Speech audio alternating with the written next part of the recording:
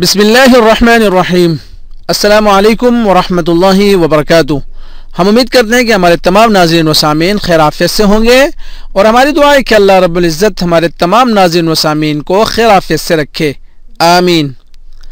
آج میں اپنے دوستوں کو رسول اکرم صلی اللہ علیہ وسلم کی ایک دعا سکھلاؤں گا۔ فرماتے ہیں کہ حضرت طارق بن اشیم رضی اللہ تعالیٰ عنہ بیان کرتے ہیں کہ ایک آدمی نے رسول اللہ صلی اللہ علیہ وسلم کی خدمت میں حاضر ہو کر عرض کیا، اے اللہ کے رسول صلی اللہ علیہ وسلم، جب میں اپنے رب سے سوال کروں تو کیسے کروں؟ حضور پاک صلی اللہ علیہ وسلم نے فرمایا کہ اس طرح کہو، اللہم اغفر لی وارحمنی وعافنی وارزقنی۔ اب اس کا ترجمہ ملاحظہ فرمائیے، یا اللہ مجھے بخش دیجئے، مجھ پر رحم فرمائیے، مجھے عافیت دیجئے اور مجھے رزق عطا فرمائیے۔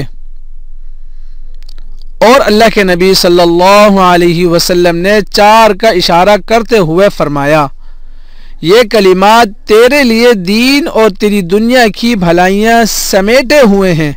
مسلم شریف کی یہ حدیث ہے۔